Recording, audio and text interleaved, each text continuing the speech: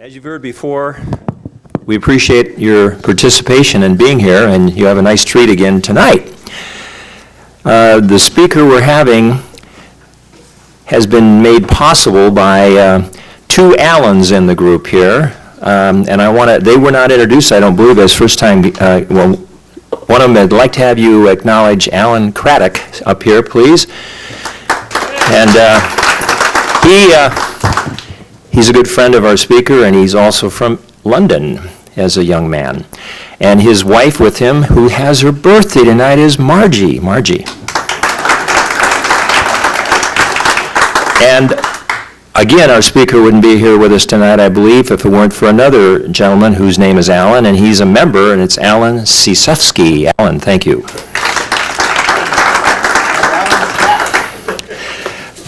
So, we're in for a treat again, and by the way, we're appreciative of our speaker, and whose name is Eleanor. Eleanor, you were drawing tickets. Thank you, Eleanor.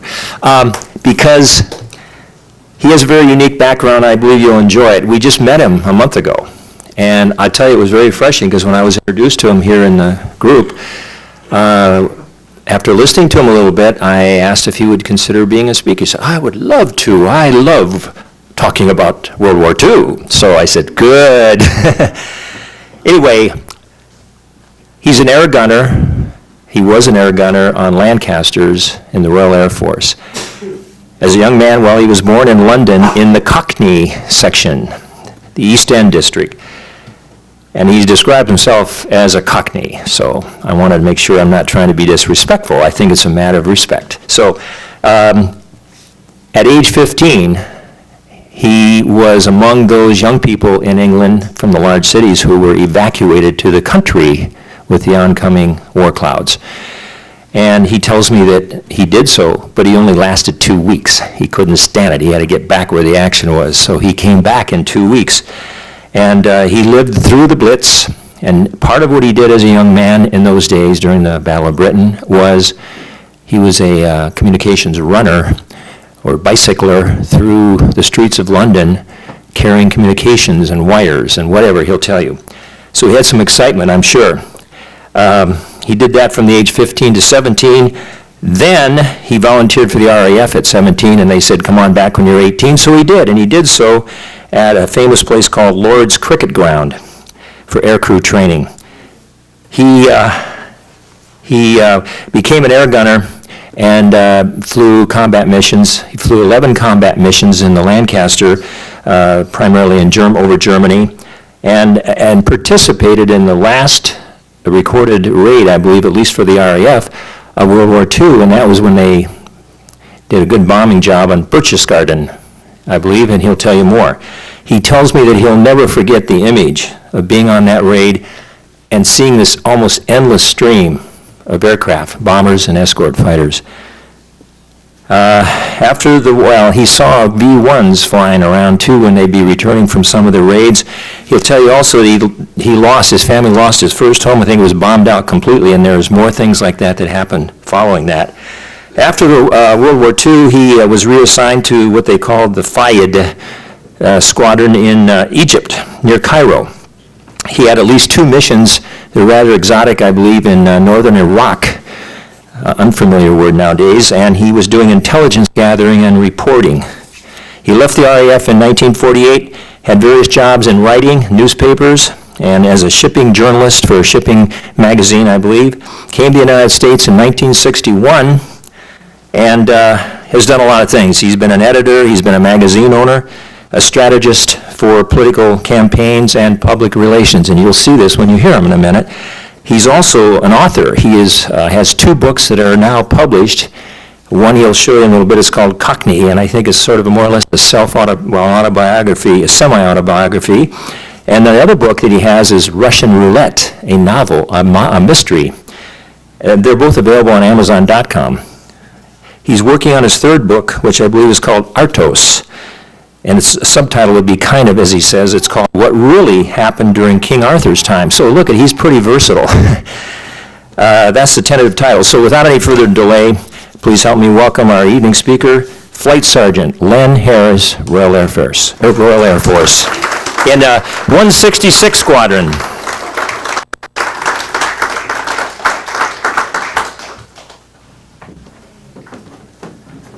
Excuse the unveiling.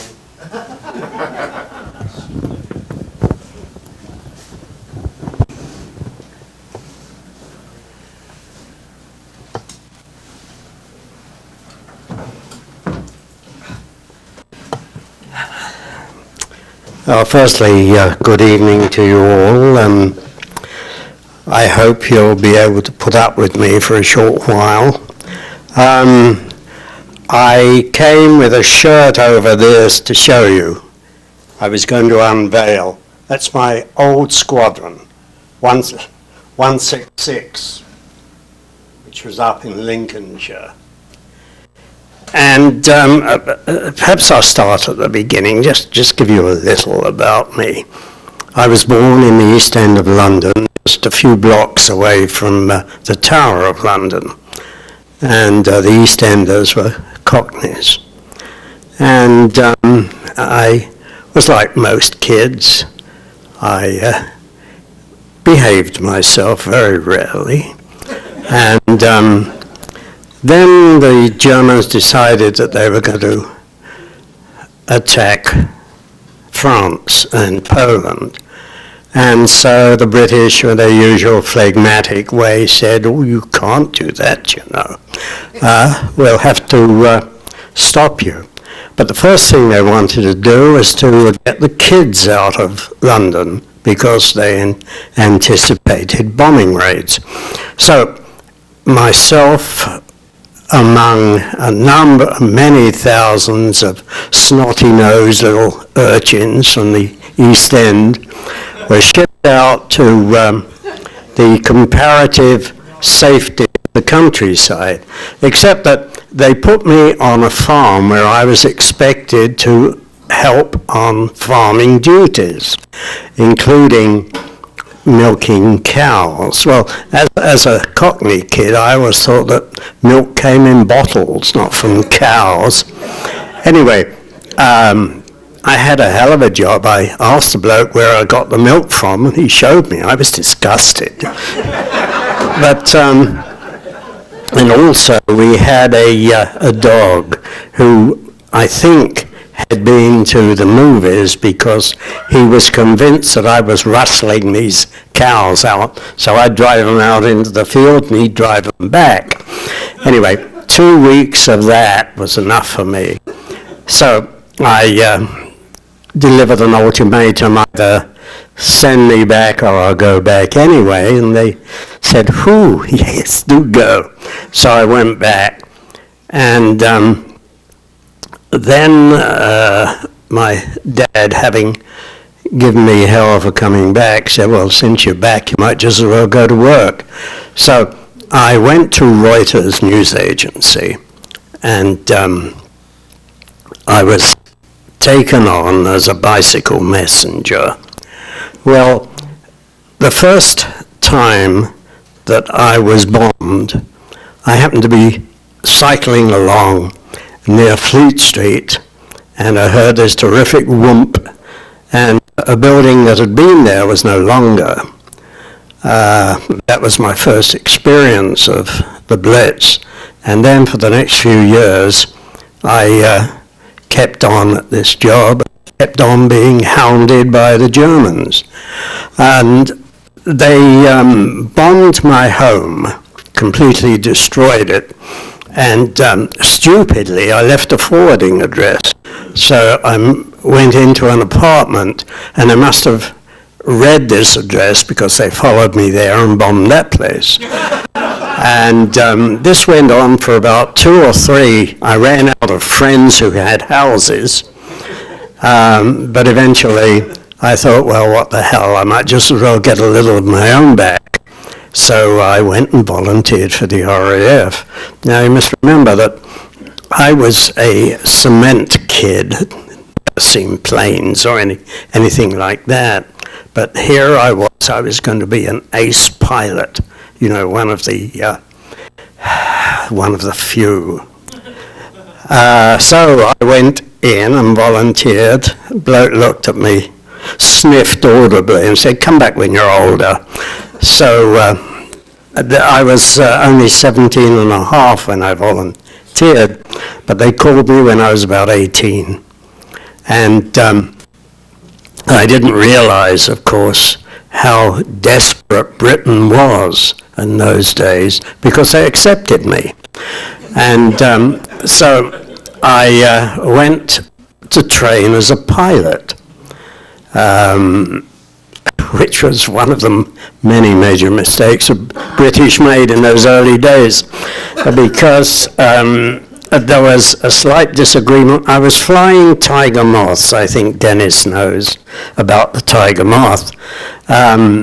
It was a plane, I think it took off at 60, and in a high wind it would fly backwards. And it had very up-to-date excuse me, intercom, when you yelled into it and hoped that somebody at the other cockpit would hear. Anyway, I had a slight unforeseen greeting of plane and earth, and when I finally got myself out of that, they took me before the CO, and he said, you know, Harris, we've got something in mind for you. Here you are, thin, short, small. You fit very nicely into a turret. Why don't you become an air gunner? So I thought, oh, to hell with being ace Len. I'll just have to be gunner then. So I then trained as an air gunner, and I had, like most of the kids of that era a feeling of immortality. Whatever happened, it would happen to the bloke next door or the bloke the other side, never you. But the first real mishap I had occurred in the teaming up period. We used to be allocated to a crew. Now my crew in this case was headed by a Canadian. Three of the other members of the crew were Canadians, and we were training on Wellingtons. So there was this day when we were doing circuits and bumps. I'm sure you all know what those are like. Anyway, this skipper of mine had a fondness for the bottle, which was fine, except that he carried on his romance even during duty. So anyway, we took off on this trip.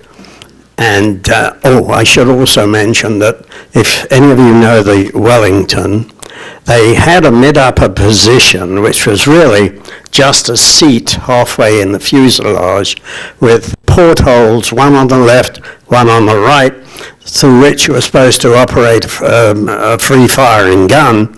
If the jerry came up on your left, you aimed there, and then as he crossed over, you took the gun out and shoved it through the other hole and fired, except that sometimes in your enthusiasm, you forgot to take your finger off the trigger. So consequently, life became a little hectic. Anyway, they realized that this was not the way to win the war, so they just had it as this mid-upper position as just a seat. So consequently, because nobody occupied it, my fellow gunner decided he'd go and meet his girlfriend somewhere in the country, but we had him down as being on board. Anyway, we took off, and the first circuit we landed, not beautifully well, but we landed.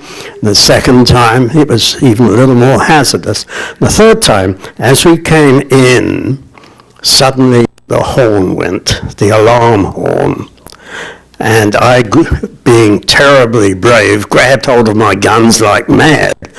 And what had happened was the skipper, instead of attending to the flaps, had pulled up the undercarriage. So consequently, we skidded along, and he didn't stay with us very much longer, thank goodness. I think that's probably due to that I survived the war. Anyway, so that was one of my early introductions. There was also that other trip where, I don't know if I should tell you this. Yeah, right, what the hell.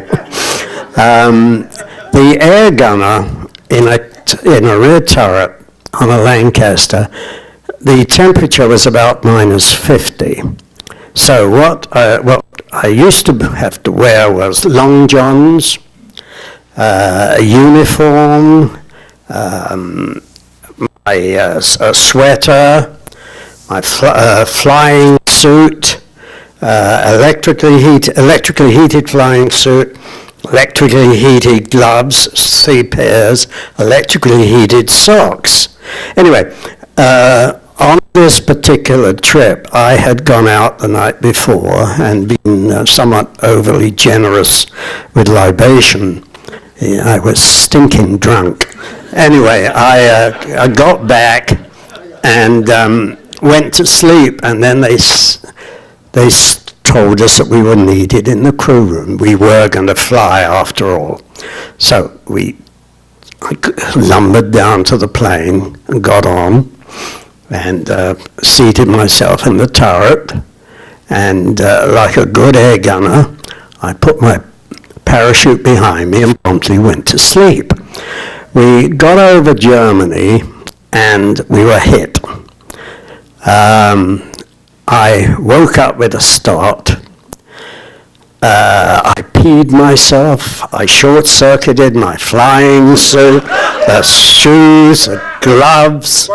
Yes, it was the most uncomfortable trip I'd ever had.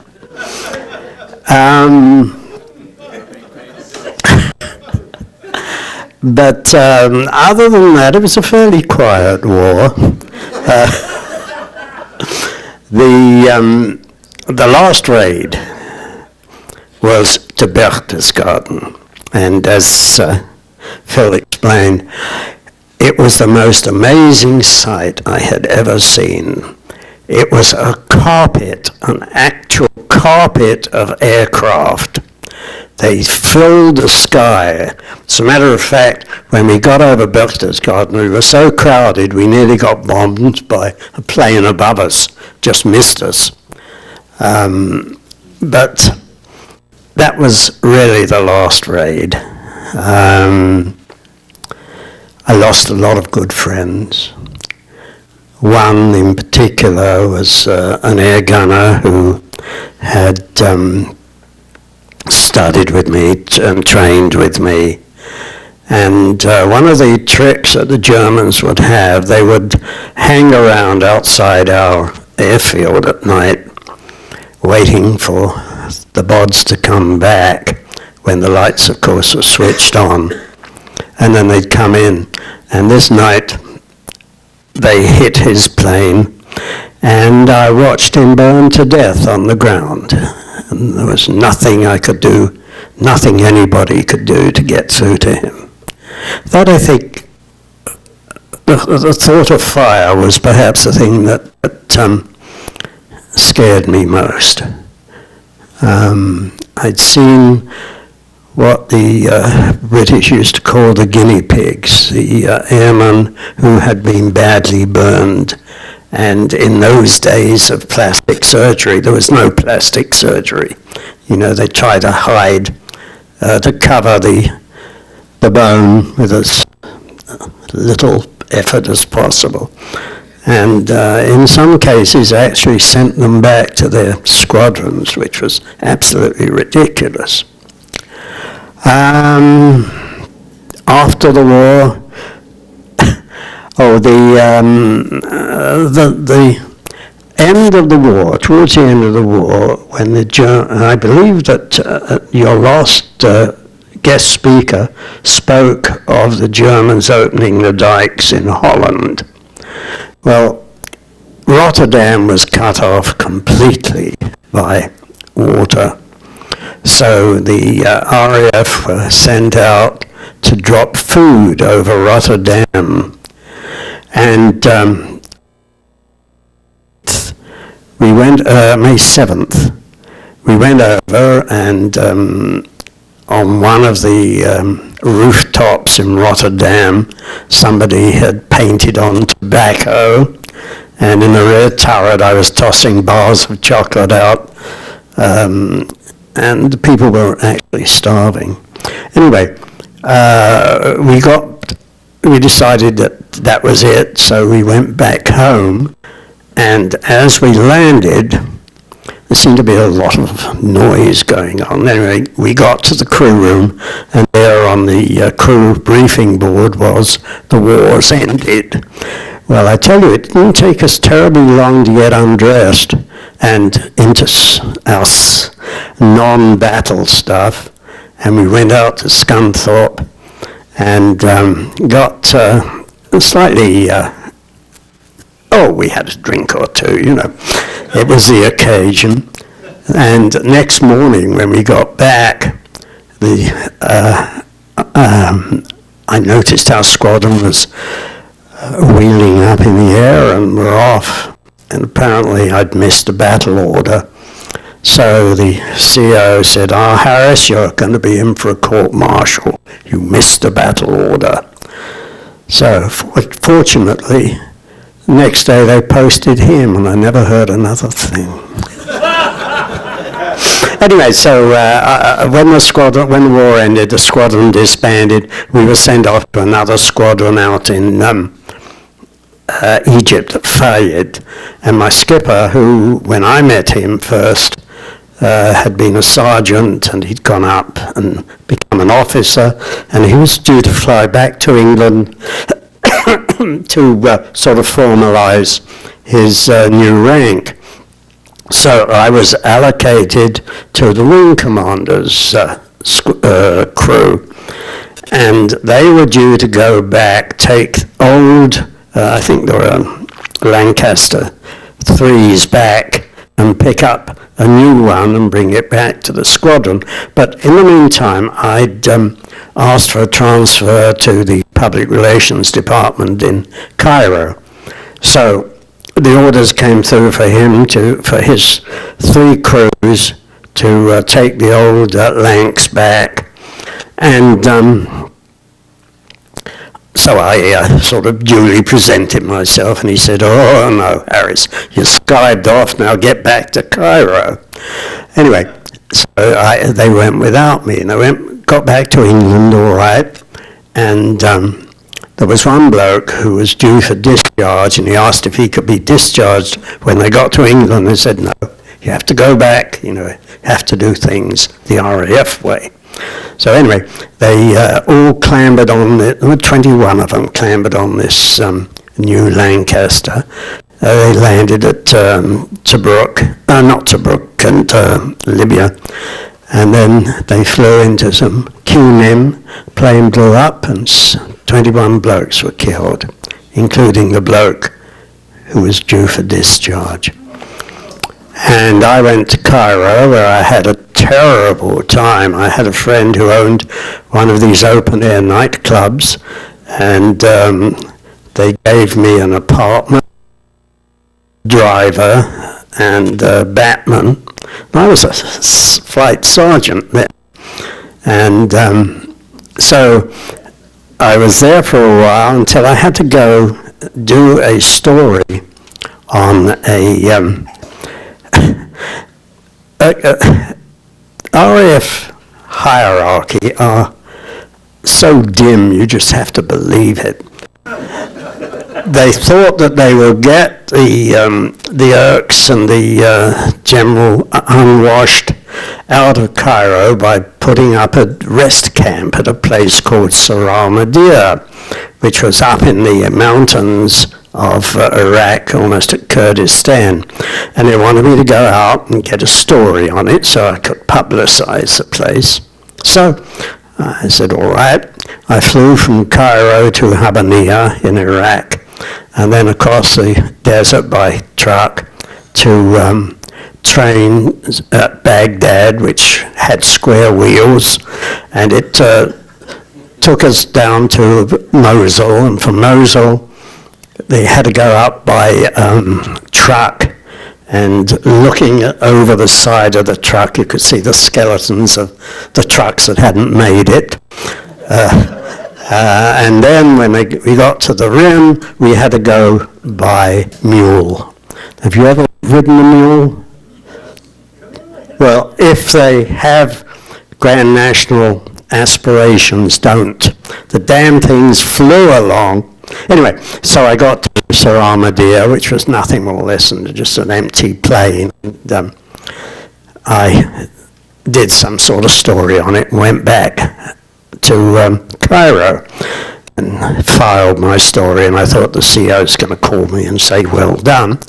He called me in and tore me off a strip. How dare you write about Saramadir without focusing on the officers? Go back and do it again. So I went back and did it again, came back and went out with fatigue, and they eventually thought that the journey had given me TB, and so I came out of the Air Force. And that's roughly, in a brief, the story of Len Harris, who still doesn't believe it was him who went through all that. Any questions? Yes.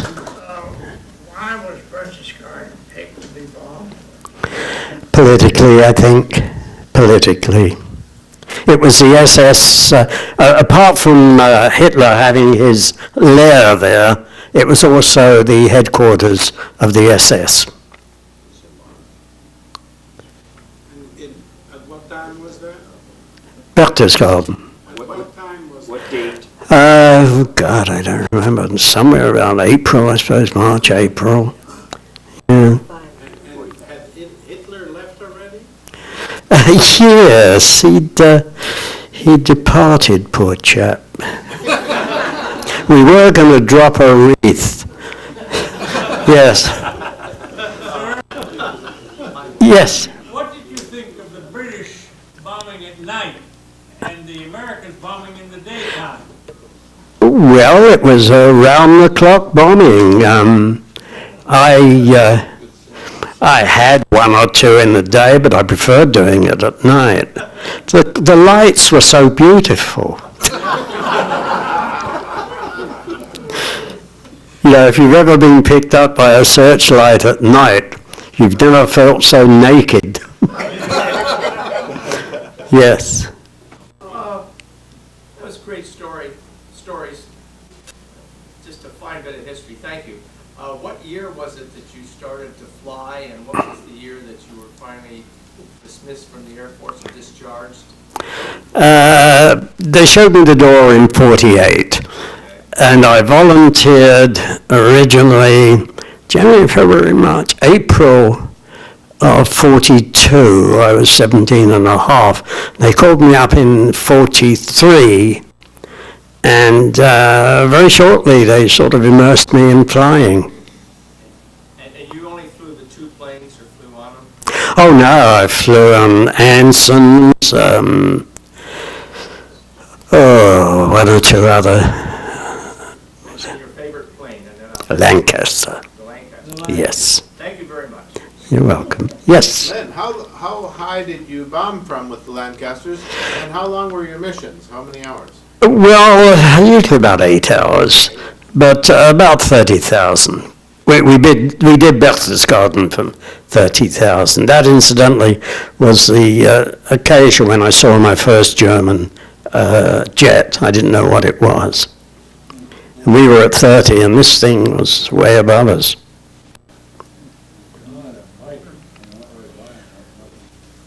Yeah. What type of fighter escort did you have?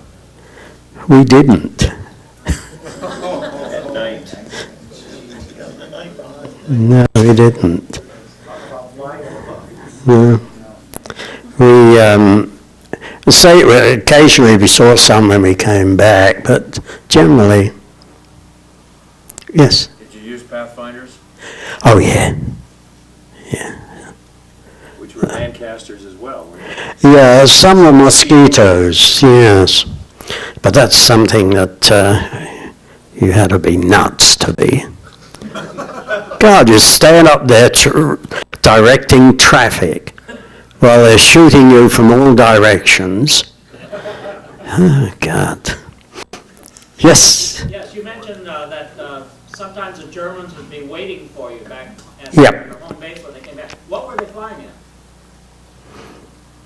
210s, I think. Yeah. 210s. But the Focke-Wulf were the best of them, I think.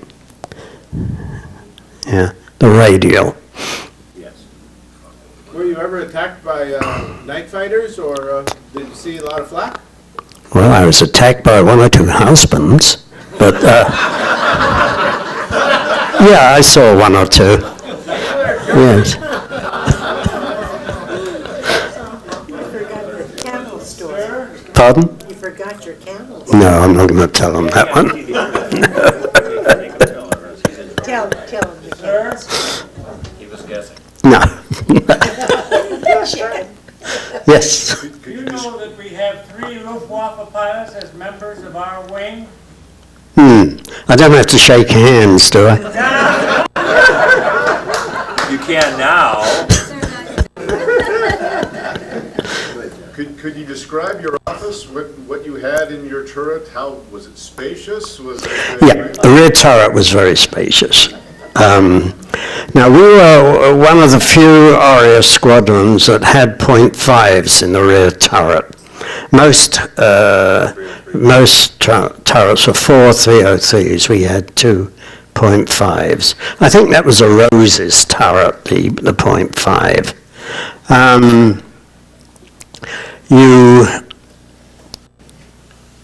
when the plane first came from the factory, they had perspex near the guns to keep in whatever warmth you had.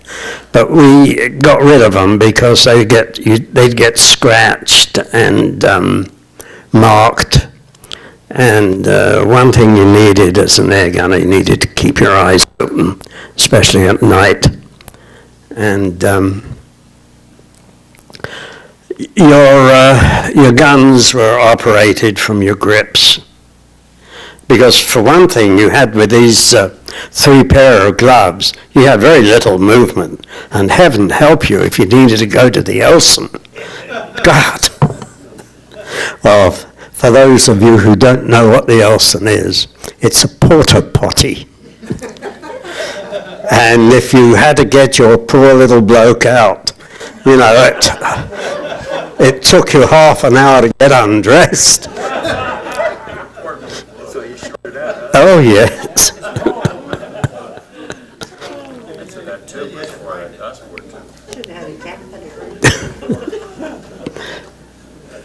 Have I milked you dry? Yes. Okay. Well, you mentioned on one of the missions you did get hit, and I Yeah. guess you said in joking form that it woke you up. But what did you get hit by? Flak? Flak. Yeah. At that altitude? Oh, yeah. Yeah. Yeah. They could reach quite high. What was the damage and where were you? Oh, not too bad. Not too bad. But just enough to wake me up and bring me back to consciousness. It made me swear off beer for that trip. Yes. We're ready for your last one. Pardon? We're ready for your last story. The story that your wife asked you to tell. The camel story. You know. Oh, well. All right. I was out in Egypt and I got into an argument with a camel driver at the pyramids. It was something about it. I think he wanted to charge us something. So I just turned and I urinated on his camel.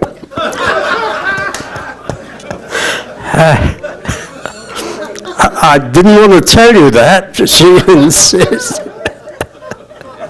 I was an awfully nice young bloke, you see.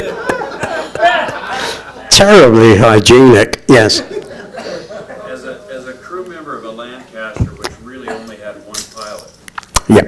did you ever question the design of the aircraft relative to what you saw, B-17s, B-24s, B-26s, B-25s, all having... We were very happy with what we had. The flight engineer was the second Dickie.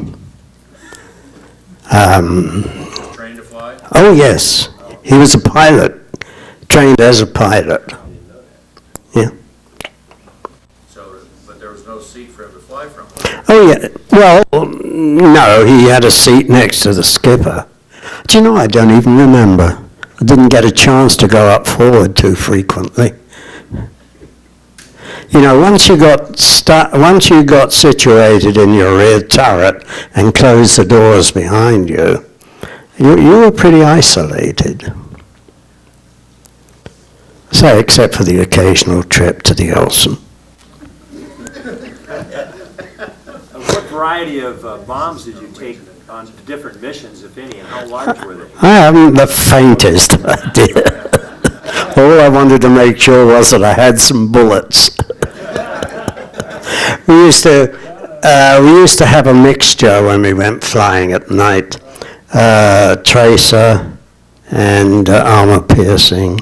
A few tracer, just so that you could see. And when I was on training on Lancasters for the first time, we used to use old Lancasters, of course.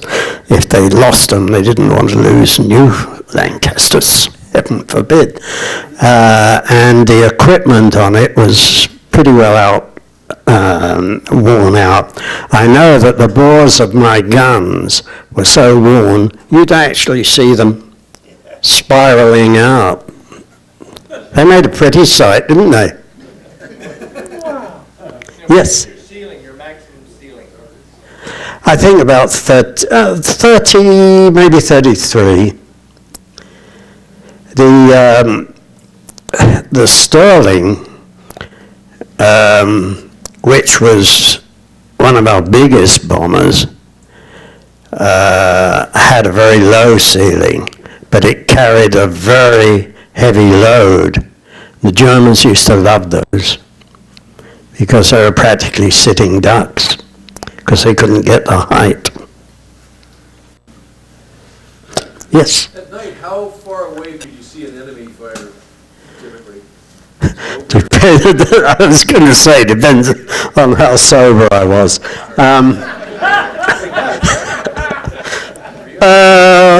I don't really know. Sometimes you would get a reflection from a star off one of them. You might think it was a fighter. But then, of course, you went into that old favorite, the corkscrew. Do any of you know what a corkscrew is?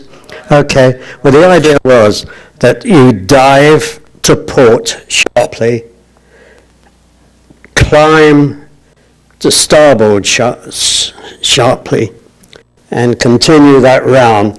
You know,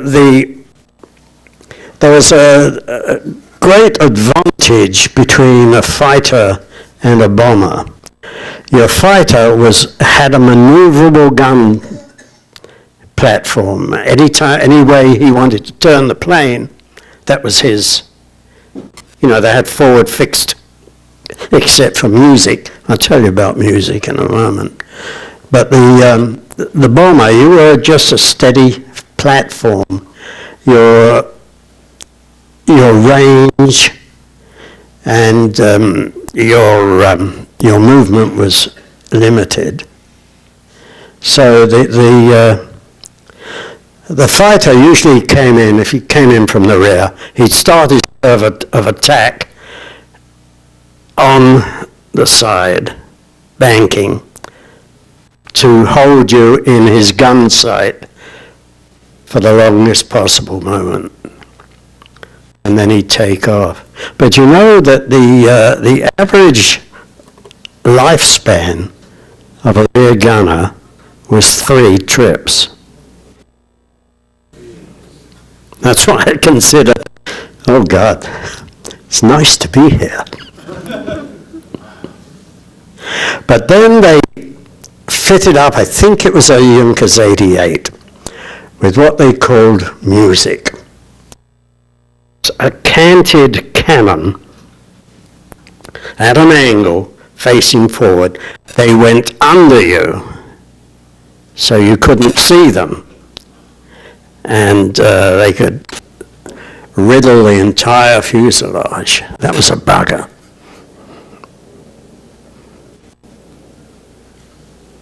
What was your method of emergency exit if you needed to parachute out? Well, as quickly as possible.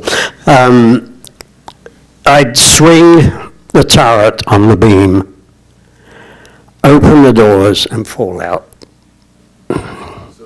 Just making sure I put a parachute on before I did that. Yep.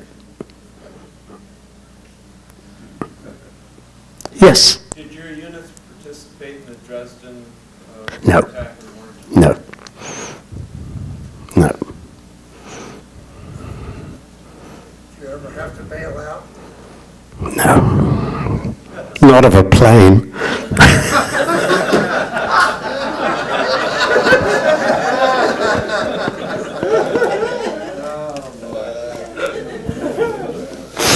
I'd hoped that I had another photograph.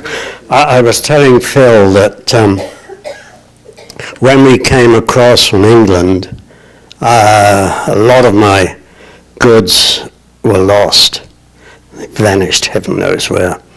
And so a lot of them were photographs. But this was my crew. They're in the front of my book. Actually, I dedicated my book to them. As you can see, I was a mite slimmer in those days.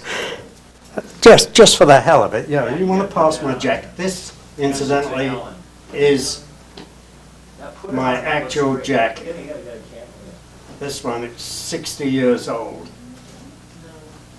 Oh, my goodness. I like it, I like it. Take a deep breath. We just shot it.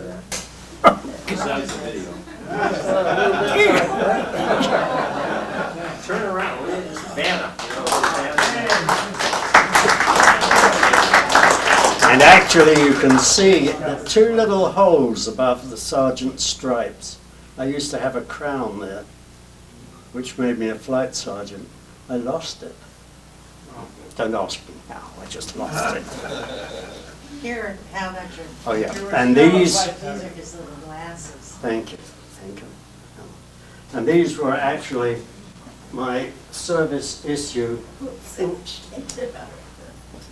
sun specs, and still in the original case. Yeah, the original case. I found that bag of his treasures the other day. Can you use those at night? No, You could, but you couldn't say anything. no. What happened to the pants? Any other questions?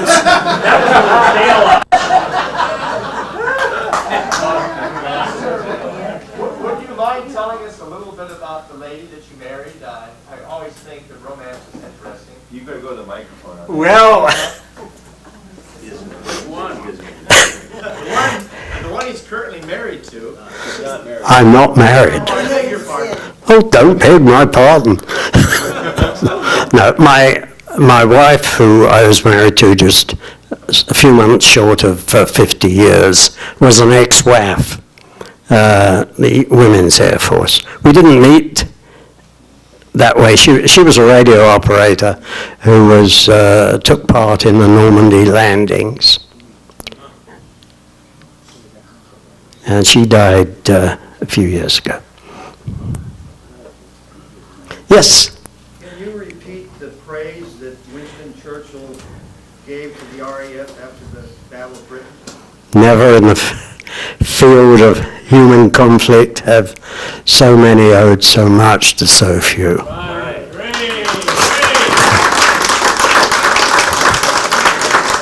And make sure that Flight Sergeant Harris loses his crown. Yep.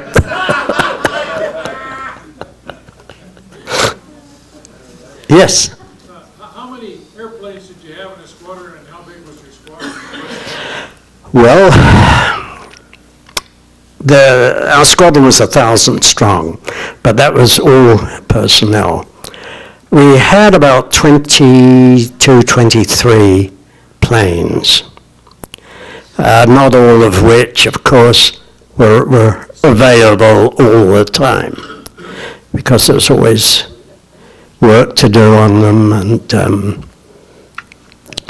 you know, if you took off on a raid and you had a little trouble with one of your engines, you cut out and you came back home. And but we had great faith in our planes. When my skipper Jimmy used to take our plane up on air test, he'd cut out 3 engines and we'd fly on one. Not for long, but... Was that the skipper that used to drink a lot? No, that was Richardson. I forget his first name. Yeah. No, Jimmy was an excellent pilot who transferred over from Coastal Command. Yes, I'm sorry. Well, no, as a little bit of humor, and maybe with your interest in writing and research, the question would be, what relationship far back were you to Bomber Harris? My mother never told me. I don't know if they knew who Bomber Harris was. Bomber Harris never had to bail out. You don't know. He was the CO of the Air Force, Bomber Command. He was a South African. responsible for cleaning your weapons, loading them, dragging all the ammo into the turret? That was an armorer's job, but it was my job to make sure they'd done it properly. And, you know, when you've got heavy gloves on, it's somewhat difficult to play around. Yes? How are your two guns sighted? I mean, did they converge at a specific range? No. No? No. But every time we fired them, the old aircraft used to do a shimmy. The rear. Yeah.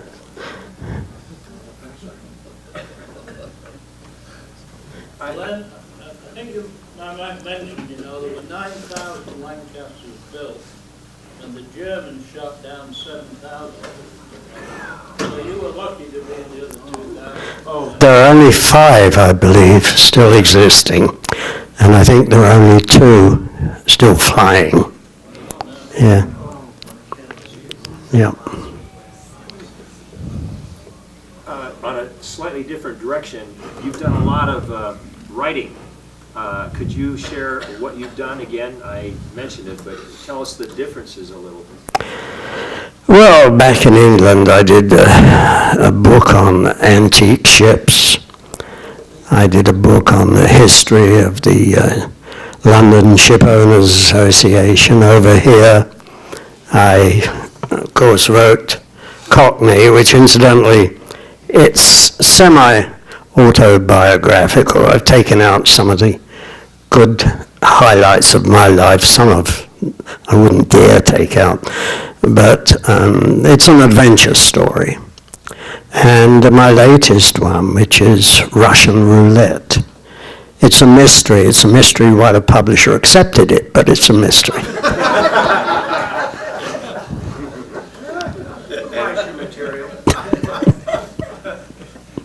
Well, thank you for your patience.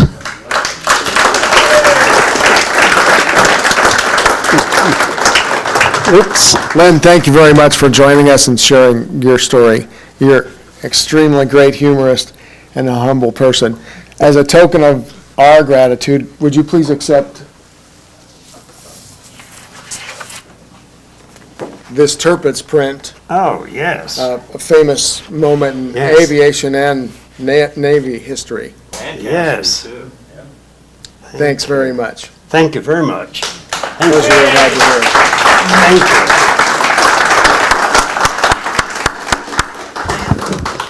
Stand still. Photo op. Thank you all for coming. Please help with the cleanup this evening, and please don't forget our Christmas party. Incidentally, if anybody's interested, you'll find my photograph on the post office walls.